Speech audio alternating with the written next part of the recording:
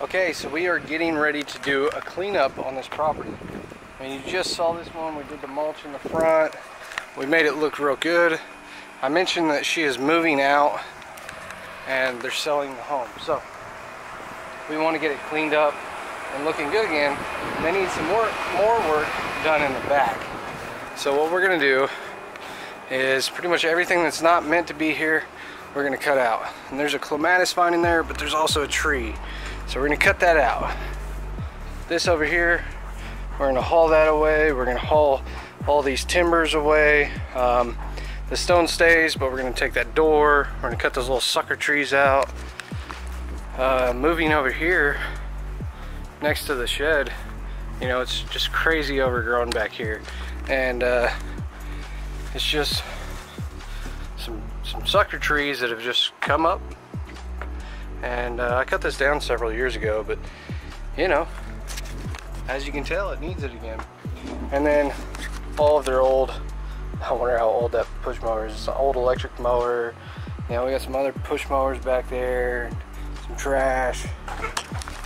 It's kind of looking wild, like an old junkyard or something. We're gonna get this stuff out of here, but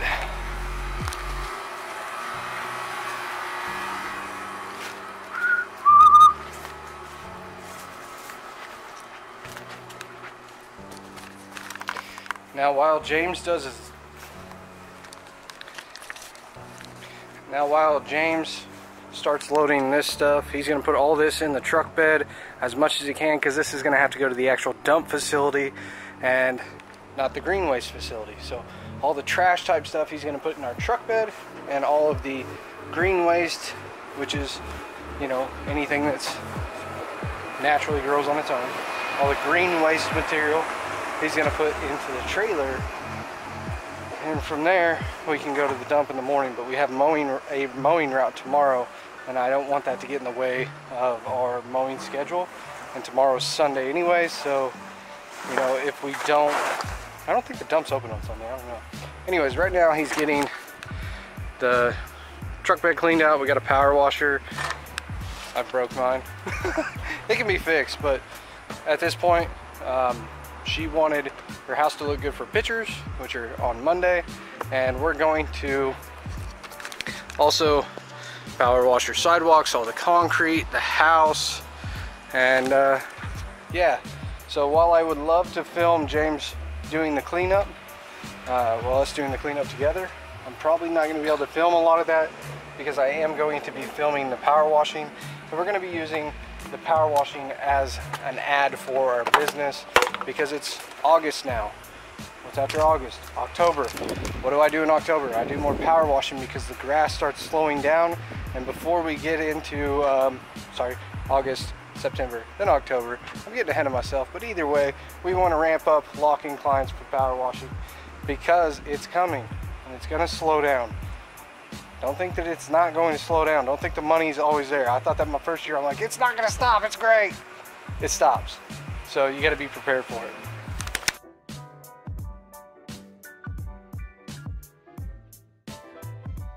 What's up, Juggernauts? In this video I'm going to be discussing one of the jobs we recently did, and it started out as like a couple $100 disposal of, you know, just some trash and stuff around the house, and it ended up being a couple $1,000 project, because things just got added on, like power washing the house and removing stuff and cleaning up the backyard, cleaning up some flower beds.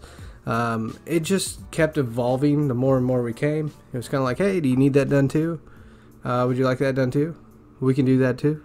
And since she was busy and she needed the stuff done and we were able to fit it in, it worked out good. You know, she's got a deadline because she's putting her house up for sale on the market. So she was wanting to, because right now is a hot time to sell a house, by the way. But it's a good time to buy a house too, because it's low interest rates. It'll just be kind of hard to see a house. A lot of houses are being sold sight unseen, because people are looking for places. So everything's really in demand. Having said all that, it's a crazy thing. A lot of my clients are selling their houses this year, so I'm not too worried about that. There's always more clients to go around, You know, just because a house is selling doesn't mean there's not, you know, a bunch more people that need work done. So there's never a shortage of work. There's always an abundance, and keep that mindset and you always have work out there. Anyways, moving forward, we're power washing the house. It cleaned up really nice. I was using the foam cannon. It was my first time using this foam cannon, and I don't think it really worked that well. It just wasn't drawing the solution. So, you know, that's just one of those things. Maybe that's user error, I'm not sure. So right here, James is holding the Crepe Myrtle Back with some rope. This is a technique we use when we're painting houses as well. We won't actually hold the bush the whole time when we're painting the house. Basically what we will do is put the rope around a bush or a small tree. You know, like ornamental trees will hang over and hit the house sometimes. So we'll pull them back, put a stake in the ground, and leave it there so it's out of the way while we are painting the house. It's not an uncommon thing to have to trim some bushes or do some odd stuff like that. If you didn't know, we do paint houses as well. As far as my lawn business goes, we're all weekly. We like to be very tight and niche down on what we're doing there, and I turn a lot of things down, even though it doesn't seem like it on my channel right now. But because of the year and what's going on, we missed our basically peak season for advertising our lawn business, because we used a lot of door hangers and knocking on doors and just saying, hey, we're in the area if you need help, you know, because you'll be surprised. There's a lot of work that needs done, and if you just introduce yourself, you'll get a lot of work. So I've always been a big advocate on doing traditional marketing and going out and just, you know, getting your feet on the ground and getting dirty and getting good clients and building rapport while you're there. You know, just making an interaction and having some communication will generally build good relationships. So all that said, this is a horrible year for that method because of the COVID thing. We actually have a Google My Business for our lawn care business as well as our painting business. We threw out some door hangers for our painting business, and we did get a negative review for it, which is unfortunate that somebody felt they had to be an a-hole and, you know, affect somebody's life negatively because of, well, it didn't have anything to do with COVID. They just didn't want something on their door. In which case, look, dude, that's not going to help you. If you are the type of person that you don't like getting stuff on your door, if you call the company and you give them their address, and they'll say, hey guys, there's a house on this street, don't throw it on that block, or don't throw it on that house on that street, and they'll point it out to the guys, and generally it won't happen again. But as a homeowner, if you get a sign that says no flyers or handbills, not a no soliciting sign. Soliciting means don't knock on the door, okay? Don't knock on the door and take up your time. A no flyer or handbill sign means do not throw out a flyer or a door hanger or an advertisement on your door. Okay? So that's a common misconception about no soliciting. And anyways, this guy gave us a negative review and said, get your trash off my door. Well, there's something you can expect from me, okay? You're going to get about 4 or 5 more of those within the year. Not this year, because we decided we weren't going to do that because of COVID and everybody being worked up. So we're just selling to the clients that we have, existing clients, and we have ramped up with our online presence, which has been really nice. It's taken a little bit of effort to build up, but we are getting a lot of traffic on Google and a decent amount of traffic on Facebook as well. So it's something that can be done, and it doesn't take too long. You just have to know what to do and how to do it and why you're doing it, and you got to stay consistent. Consistency always wins in life.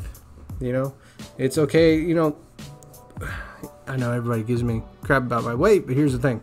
If you go out and you work out for, and I'm not overweight, so they're just being a-hoes.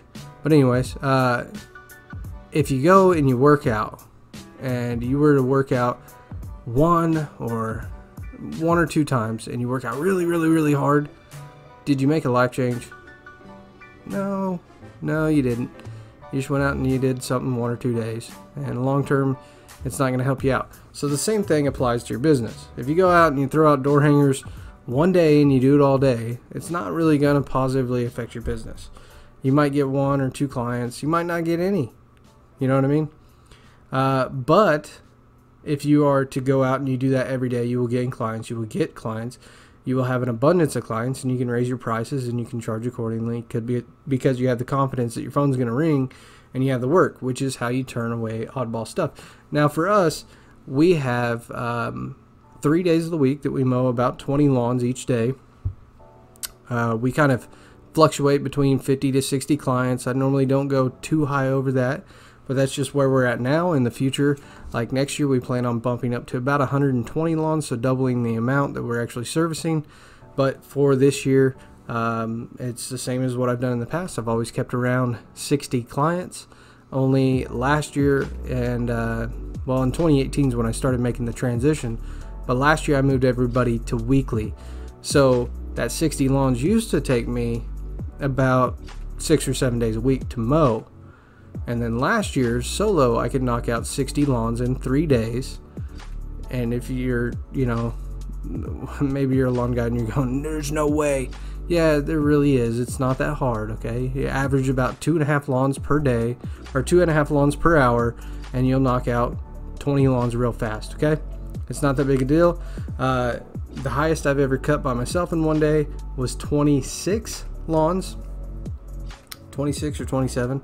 Anyways, and the highest lawns that we have cut in a day as a crew is 32. So we could have gotten to 35, but I called it a day at 32. So, you know, it's definitely possible. There's a lot of room for building up our business and ramping it up and being more efficient. And you know, that's what you have to do to make more income. One of the things, though, obviously we're not talking about lawns in this case. We're doing power washing. So what I was going to say is that we service lawns 3 days a week, and in that the rest of the time of the week we can actually, and that takes about just so we're clear, it takes about 40 to 50 man hours. So James would only be part-time at that point. So for me, doing 60 lawns a week solo is fine, and I wouldn't need to do anything other than bush trimmings and stuff like that if I was going to stay solo. So in reality, you could work 3 to 4 days a week, make a decent income, and spend the rest of the time with your family if you'd like.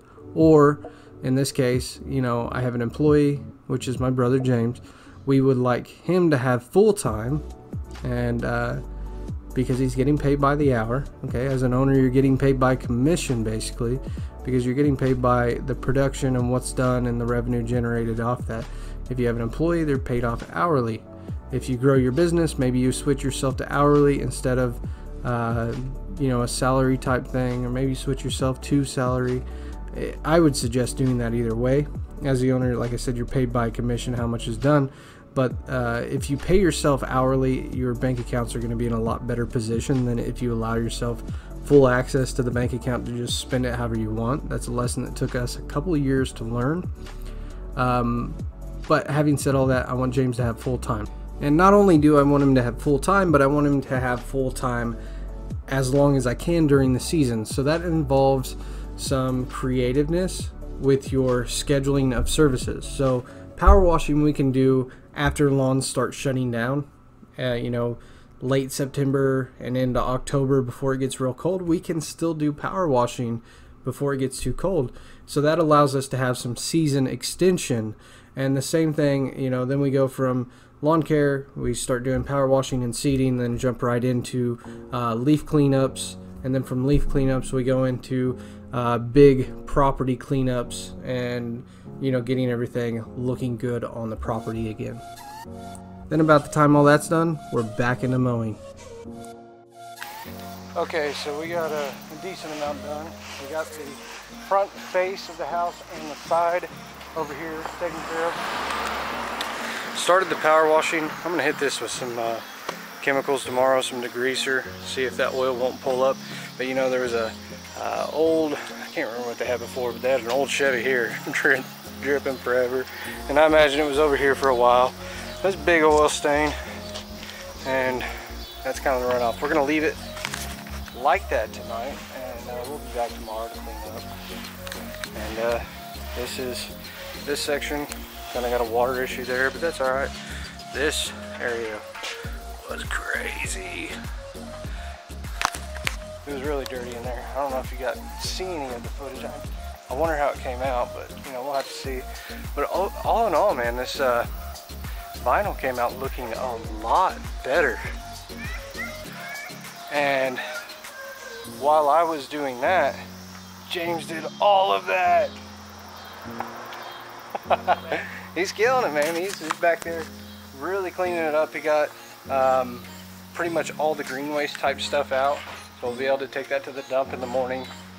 And then we've got a bunch of, which is cool, because we're going to come back to this after we're done with our mowing route tomorrow, because we're playing catch up from the rain.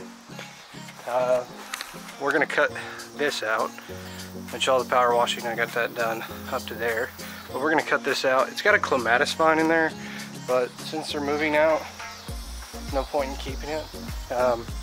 All of this goes, that goes. I already showed you this stuff. Let's go see what James did, because he was busy. Super busy. Look at it. It's completely different. It's crazy. So all of this stuff will go to the dump, and pretty cool. Pretty cool. We still have power washing on the backside. I'm not going to show you the backside right now because I got the windows open. Power washing on the backside. We'll probably hit the shed too. That's really up to her. And then all of this concrete coming through.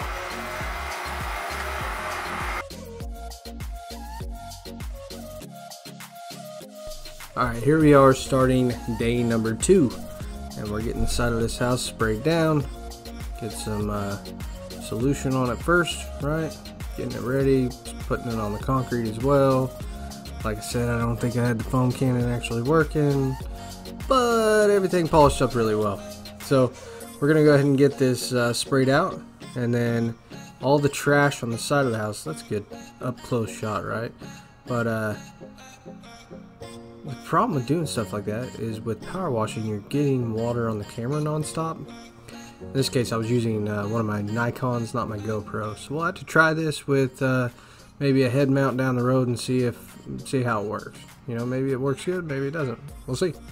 Because it would be cool to see an up-close shot of the whole job on a house like this, because you could really see the transformation and how dirty it was to how clean it was. And I apologize about the angles on this. I'm still learning. You know, since this was one of our first power washing jobs, I'll just say, like, in this case, like, this was a really good angle, and I didn't know that it was a good angle, so I actually moved the camera to the other side. But I'll know now to keep the because when I was looking at it there, it looked like the glare on the house wasn't going to let you see what I was doing. But now I know if you have the sun to your back, you're doing better angle. Anyways, it's getting polished up. As I'm coming around these you know, the electric meter and stuff like that on the house, I'm making sure that I spray kind of away from that. So I'm able to get close, but I spray away from it, so I get all the detail without getting water on something with high pressure. You know, you don't want to spray and get water into any kind of electrical. It's just not going to be a good thing. So be careful when you're doing that kind of stuff. Other than that, you know, we're just getting it cleaned up. We're going to be cleaning up all this trash over here. We also take care of all the beds over here. In the video we didn't before. So we're going to clean up all the trash, get the sidewalk power washed, get this fence on this side power washed, get the shed power washed, and then we're going to come in after all that's done, clean up the flower beds on this side, and put fresh mulch in. No thing in your life just happened.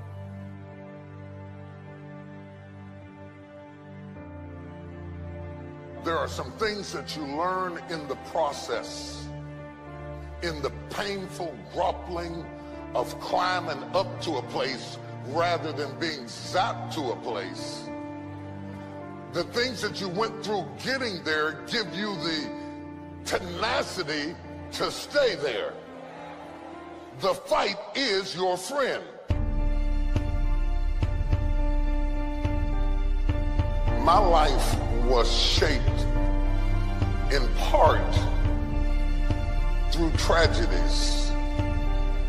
And the weird thing about tragedies is that they don't tell you that they're shaping you.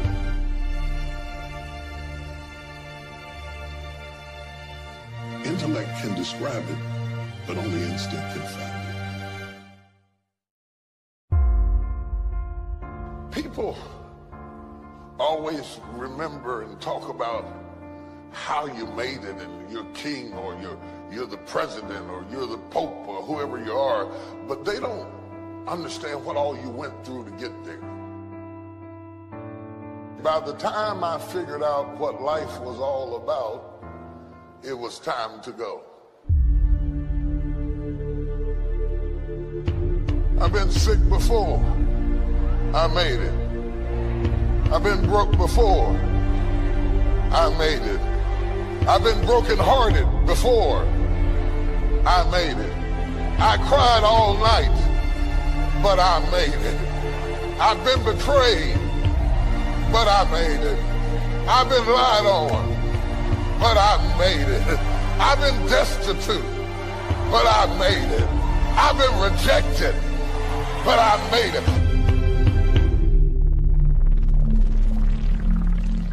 Sometimes when you're imagining how things are gonna go, they don't go the way you imagined. And if you're a weak person, you will quit because it didn't go the way you imagined it.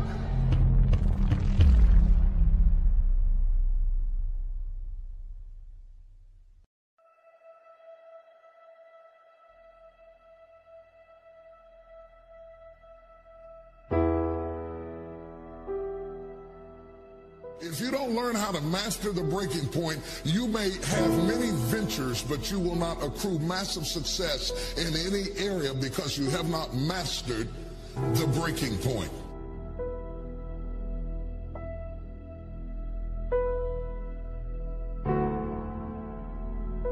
Every time life runs you to a breaking point, you will give up and quit.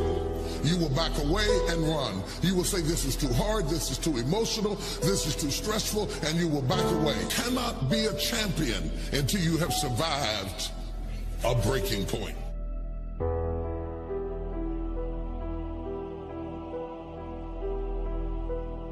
If you don't learn how to touch people, you can never stop the issues that exist internally or externally in your church, in your life, in your family, in your business. So the one thing that the enemy is determined to do when you are at a breaking point, the first thing he wants to do is isolate you.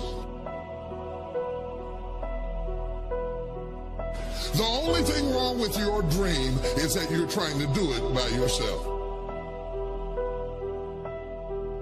The difference between start and finish is determined by how you handle the breaking point.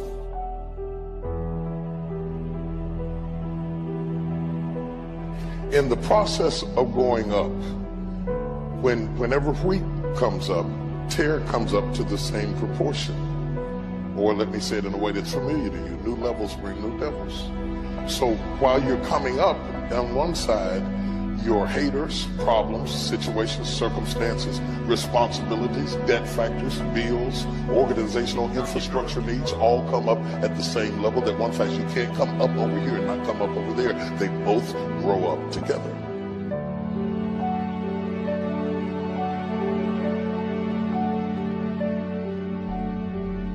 Just because your circumstance don't reflect it right now doesn't mean that you don't have it.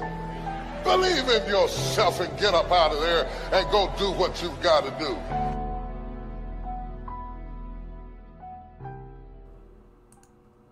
It is not the movement of the clock that produces the newness of life.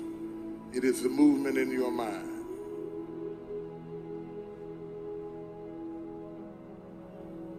You're going to hear all kinds of things said about you.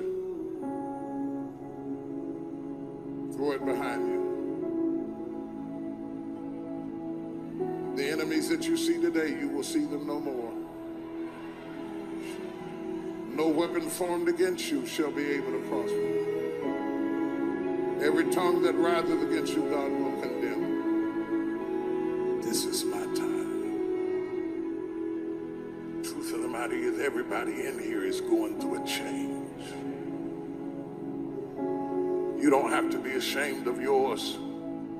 We are all in the process of transforming to a higher, better expression of myself. Let this be the year that I birth a higher, better expression of myself. Don't let the habits of my past stop me from this metamorphosis. New year, new me. New year, new me. What separates us is transformation. The possibility of change. The desire to evolve. The passion to get up off the ground and stop eating dirt. I'm tired of doing what I used to do. If I always do what I've always done, I'll always be where I've always been. I'm going to throw it behind me. Somebody in this room that nobody would think would be in a church tonight, but you drew them to this place tonight because you want them to be a new me and a new year and have a new attitude and a new mind. Because the real battleground is in your mind. That's where the fight is. You lay down with it.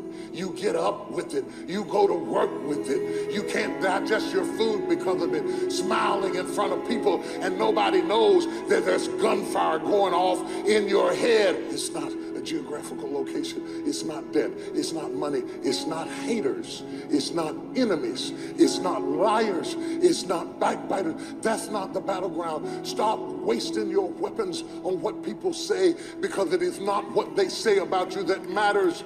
It is what you say about you that threatens your destiny. You will never be defeated by what they say about you. You will be defeated by what you say about you. What I'm trying to tell you, beloved, is that you can have a new year,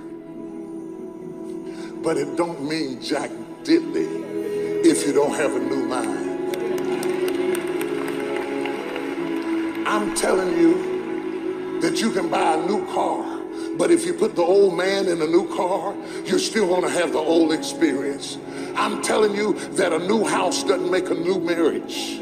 I'm talking about a new outfit doesn't make you a new person. And if you think you are magically going to be a new person, I hate to be the bearer of bad news, because new life comes from a new mind and a new way of looking at your life.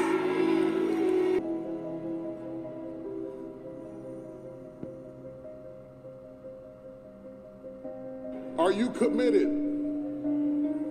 Because without commitment, nothing happens.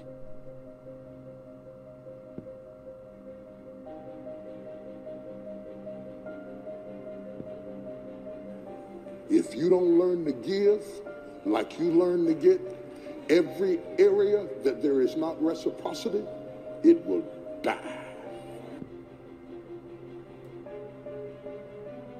Reciprocity. What do you give back for what you get? If you're not committed, you're not going to make it. Even the ones with the personalities you don't like.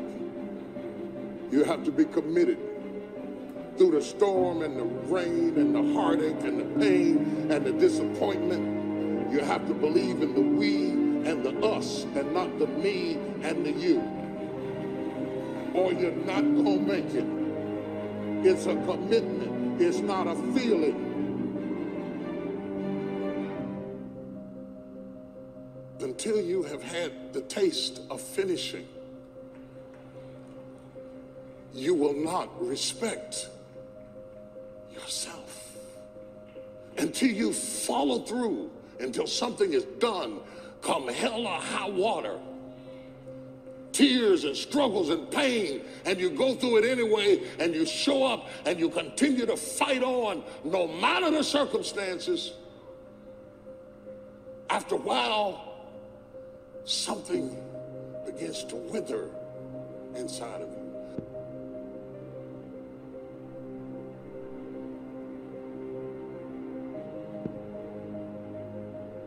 Anytime you need something that you can't give to yourself, you're at the mercy of somebody else, and when they don't come through, you got pain. And what you become is the consequences of what you didn't get.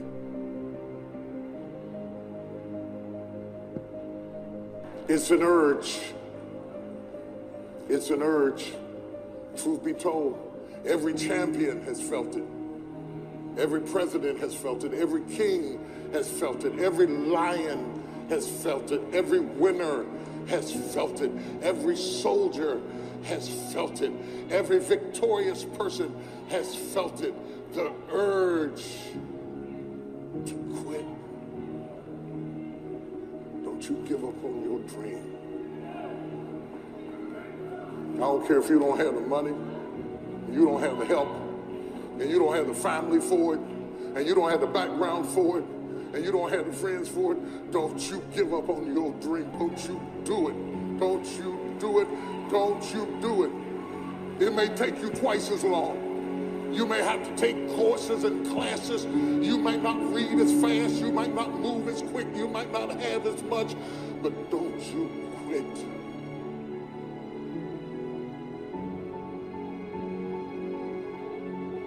Don't you quit. You do make a difference. You do make a difference. You do make a difference. As weak as you are, as tired as you are, as many mistakes as you made, you do make a difference. There is something they would lose if you were not there. There was something that they would miss if you were not there. You do make a difference. We all have things that we're believing for, dreams that we want to accomplish, problems we're hoping will turn around. Maybe it's to see our family restored, to lose some weight, to break an addiction, to start our own business. But sometimes as it goes on month after month, even year after year, and we don't see anything changing, it's easy to get discouraged and think, it's never going to happen. This is as good as it gets. I'll just learn to live with it. We all go through disappointments, setbacks, loss. Pain is a part of life. It's easy to get discouraged, even bitter. Think, why is this happening to me? Sometimes we look at pieces in our lives that don't make sense. The key is what we do in our times of pain. Pain will change us. Heartache, loss, disappointments, they don't leave us the same. Every painful time, even though you don't like it, it's developing something in you that can only be developed in the tough times. Eventually, that will pass. You'll get through it, but you will be different. In those tough times, when you're uncomfortable, going through a loss, dealing with an illness, you could easily let it overwhelm you. Now, how the pain changes you is up to you. You can come out bitter, or you can come out better. You can come out defeated, giving up on your dreams, or you can come out with a new passion, a new fire, excited about the new opportunities in front of you. I may not like it, but I'm not a whiner. I'm a warrior. I know I can handle this. Don't complain about the pain. Without the pain, we couldn't reach the fullness of our destinies. Sometimes we bring pain on ourselves. We make poor choices, get in a relationship we know is not good, or maybe get over our head in our spending. Now it's painful. We're having to deal with the consequences.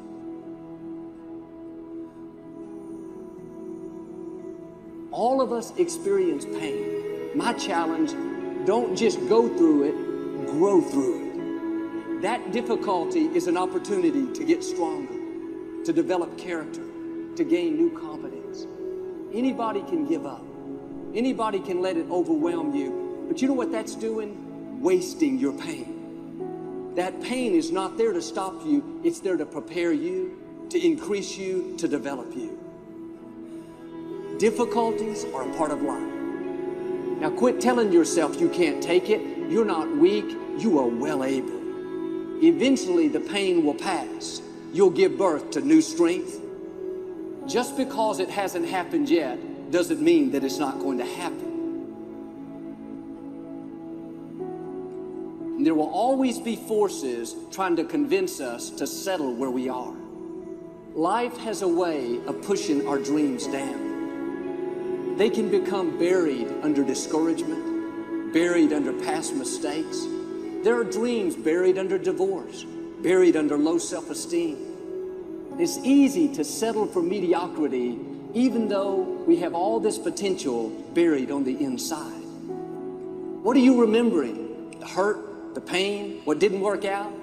Turn it around and remember your dream. Have you allowed any dreams to get buried in you? At one time, you believed you could do something great.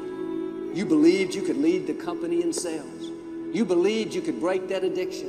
And it's been a long time. Had some bad breaks. Wasn't all your fault. You could easily settle where you are. Nobody would fault you. The enemy would love to deceive you into burying your dream, thinking that it's never going to work out. Don't believe those lies. It's not too late to become all that you were created to be. Every time you remember your dream, you're removing some dirt. You're digging it back out. The true mark of a champion is even though some dirt gets thrown on your dream, instead of letting it get buried, you keep shaking it off. You keep moving forward. You wouldn't be having that opposition if you didn't have something great in you. If your dream wasn't alive and on track, right on schedule to come to pass, you wouldn't have so many things coming against you. That dream is still alive. You may have tried a year ago, 5 years ago, or 40 years ago. Didn't work out. Nobody was there to help you. Go back and try again. This is your time. This is your moment. Your destiny is calling out to you. Can I tell you, your dream is not dead. It's just not in season. Your time is coming. Promotion is coming. Good breaks are coming. Promises you've been standing on. Dreams you've been praying about. Lack is not your destiny. Constantly struggling, barely getting by is not the end of your story. These light afflictions are for a moment. The adversity is temporary. The glory is eternal. There are some dreams shut up in you. Like fire, you're going to feel your destiny calling out. May not have happened the first time. The loan didn't go through. You didn't get chosen for the part.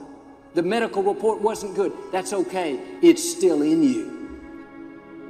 This is your time. This is your moment. Shake off the doubt.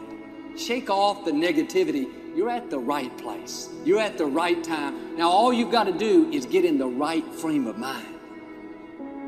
Lord, I believe this is my year to get healthy and whole. This is my year to meet the people of my dreams. This is my year to go further in my career, to step into a new level of my destiny. This is my year to accomplish dreams, to break free from this depression. This is my year to meet the right people. This is my year to get healthy and whole. This is your year to see God. This is your year for vindication, for restoration, for new beginnings. Now get your mind going in the right direction. In what you've done with your life thus far, is it giving you what you want?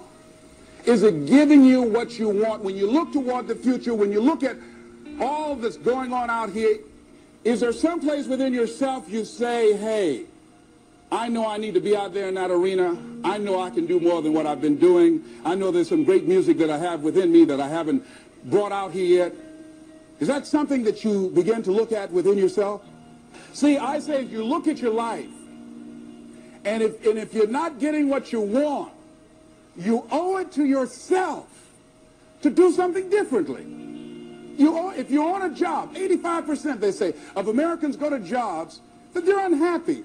If you're doing something 8 hours a day that you don't like, it's not giving you what you want, it's not giving you a strong feeling of satisfaction and fulfillment, you're miserable, you hate to go there, you're depressed just thinking about it, you sing the "Thank God It's Friday" song every week. If that's what it is, you owe it to yourself to start strategically working to change directions. See, but you know what most people will do? Most people will resist change. Most people will fight change as if change would be worse than what they're experiencing. See, they know this. They're familiar with this. Most people will not challenge the unknown. They won't just step out there. See, there are certain things that's got to be in place. They got to see it all together. And life isn't like that. That's not how you grow. So as you look at your life, you're saying, I'm not getting what I want. As you begin to look toward the future, begin to know that whatever it takes for you to create that, you've got that in you. You've got that. You've got genius in you. You've got goodness in you. You've got creativeness in you. If you decide to take the initiative to change the current quality of your life, I say to you that you will find that the universe is on your side, that life is on your side.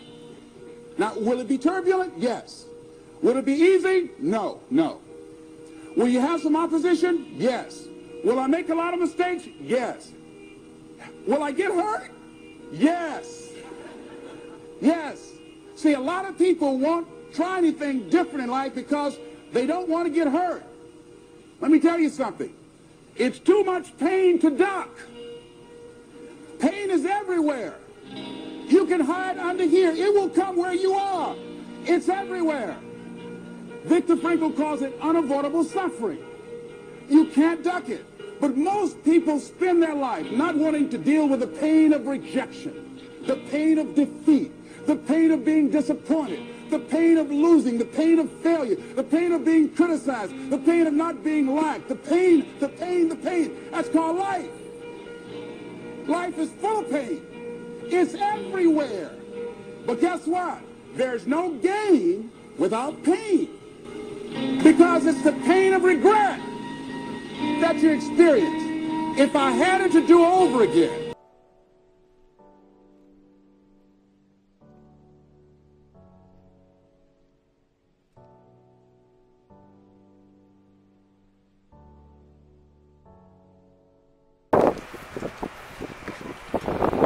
okay, so we're back for the final push on this. All that we have left is we are going to, so we got the driveway, everything's looking pretty sharp.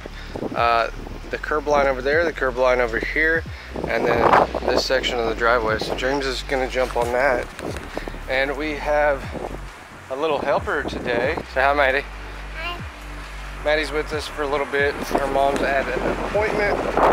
So we're gonna be doing what we can. We also had another add-on. So these are flower bed boxes that they put in, little DIY boxes. We're gonna pull all that stuff out. This is what's going on inside. They're actually partially full with soil, and then they've got kitty litter containers in there. So we're gonna pull it all out, and then we're gonna drag out the soil and just spread it around, and then take the trash and haul it away. Not too bad, right? Over here in the corner, well, we're gonna finish this. We gotta rake up these pine needles, pick up any miscellaneous debris.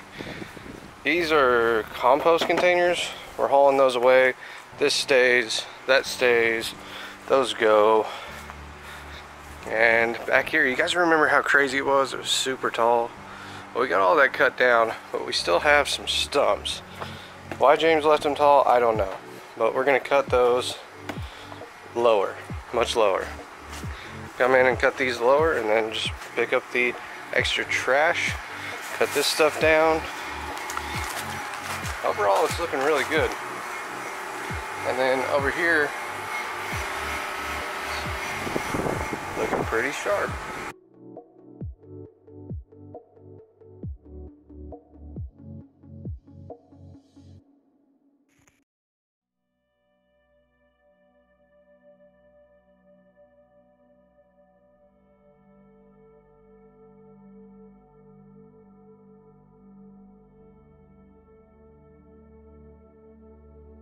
The more you focus on your difficulty, your hardship, or even your pain when you're suffering, the more you focus on it, what happens? The bigger it gets. Well, I've been going through this, and I've been going through that. And if your friends listen to you and say, oh, I'm so sorry, I feel so sorry for you, the more pity they give you, the bigger it gets, and the bigger it gets, the more you doubt God. And so the issue is focus. And I think, when I think of focus, I think of many instances in the Bible, but one of the primary ones is Daniel in the lion's den. And so the Bible says he slept with the lions all night. If he'd have been focused on lions, he wouldn't have been sleeping. He'd have been over in the corner somewhere, all crouching down, hoping that they wouldn't see him or something. And it brings me back to one of my most favorite illustrations when God just did something for me in one of the most difficult times of my life. It probably was one of up to the very top. And this lady came to see me, and she said, I want you to have lunch with me, and then I want to take you up to my apartment and show you something. Well, she was about 70-something, and I was 30-something, so I felt pretty safe. And we ate lunch, and I went to see her, and I was going through a very difficult time at church. They were doing their best trying to get rid of me. And so we walked in. She said, now don't sit down. I want to show you something. Walked over and showed me this picture of Daniel in the lion's den. And she said, now son, I want you to tell me what you see. So I said, well, and I can still remember looking at that picture. I see this lion over here looking up and this one looking down, and see the bones. And so I thought of everything this little lady could possibly have thought about. And she said, well, do you see anything else? I said, no. She said, if you'll notice. And the picture had all these lines, and Daniel had his hands behind him. He's looking at this ray of light. She said, what I want you to see is Daniel doesn't have his eyes on the lions, but on God. It was like God hugged me that day. Because from that moment on, all of my fears disappeared, and all of my uncertainties, and a lot of other things probably disappeared, because she got my focus right. When you focus on the trouble and the heartache and the burden and the pain, it gets bigger, and we feel less confident, less significant, and overwhelmed. Because remember this, Daniel was looking at omnipotence, who created the lions.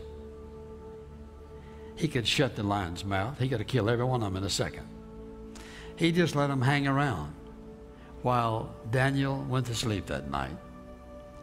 And before he probably went to sleep, and when he woke up, he went over and looked up, and just reminding of God that he was where he was because he had obeyed God, and God delivered him. God always operates on the basis of principles, not on the basis of feelings and how we feel, and so on principles. For example, the simplest one is we reap what we sow, more than we sow, later than we sow. God always operates. He doesn't ever change that. And so, for example, one of those principles is obey God, leave all the consequences to him. That means I'm going to do what he says. I'm going to let him take care of the consequences. God always acts. For example, he says one of those principles is that God acts in behalf of those who wait for him. And so if I'm going to act on the basis of principle, then I know I'm going to be heading in the right direction, doing the right thing, because God operates on principles. And that's the reason you and I can learn how to relate to him, because if I don't understand his ways, then I'm going to say, God, what are you up to? Well, he's just up to doing and being who he says he is. And so you could come up with most any problem, and I believe, give me a little time, and I could come up with a principle to say, if you'll obey this principle, watch what happens. Because God wants us to obey him. And listen, leave the consequences to him. Let me ask you a question. Is there any consequence of your obedience God can't handle? Right? None. He can handle every one of them. Well, if I obey him, and leave the consequences to Him, here's what happens. I'm going to be able to have peace and a sense of joy and confidence and assurance. It doesn't make any difference what's going on because He's in control, and if I'm obeying Him, He's already taken care of it. Because, listen, the only thing that can happen in your life is what God allows. If you're a child of God, what He allows for a reason. I may not like it, and there have been lots of times I've told Him I didn't like it. And you know what He said? Nothing. Nothing. He just let me hammer away with it and deal with it until I finally said, God, I know you're right. I don't like this. I know you're right because that's what your word says. And even though I don't like it, I want you to have your way no matter what. When you're living with guilt in your life, or you're living with sin in your life, you're going to have a very difficult time trusting God, because sin short circuits the power of God in a person's life.